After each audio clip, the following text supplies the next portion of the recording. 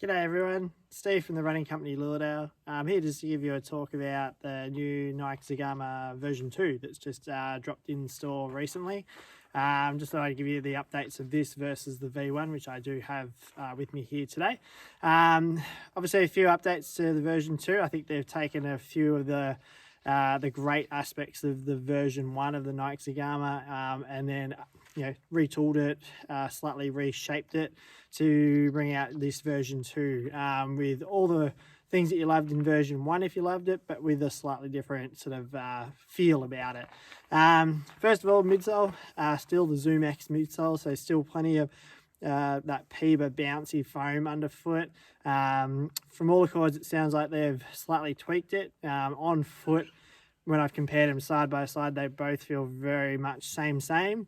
But apparently this is a little bit more Peber now. So the carrier foam that they use to give it more, I guess, durability and density and stability underfoot is reduced slightly to give you a bit more of that Zoom X feel underfoot. So it should feel quite poppy and bouncy as you run along in this shoe.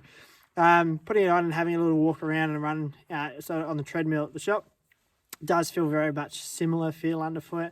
Nice cushy kind of ride, but poppy at the same time, which is nice and not too mushy. Weight wise, still in around that 300, just above 300 grams sort of shoe. So in a slightly heavier sort of category, but it's not a heavy feeling shoe, which is nice. You're still on a 4mm drop from heel to toe with this particular model. They have changed the shape of I'll call it the last or the base of the shoe for you. So you can see, you might be able to see it here, but the forefoot used to be a little bit more flared across in the version 1 through the forefoot, which made it a bit broader and a bit wider across the toe box. It's a little bit narrower. So I think for people who found version 1 maybe a little sloppy on the foot, just didn't get enough lockdown, especially on technical trails. V2 is now a lot more locked down and secure across the front of the foot, and you stay on top of that platform a lot better.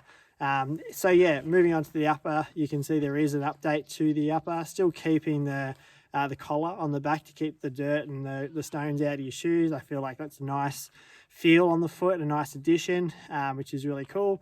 But overall, probably a slightly more thicker upper on the top to give you that lockdown, but it shouldn't feel too hot on the foot.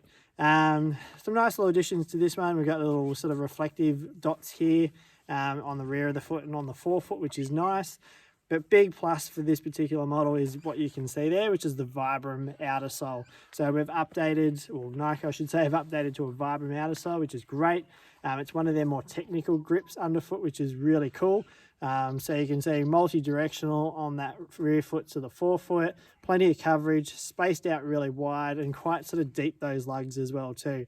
So I think we're going to find, on particular sort of technical trails, this should feel quite tacky underfoot and should give you a lot more stability.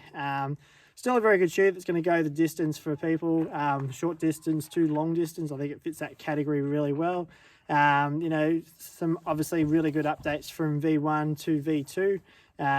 Some updates to the upper, the midsole, the outer sole. So I think if you liked V1, you're going to really like V2. If you've never tried it before, I do highly recommend that you give Nike a go with this particular model.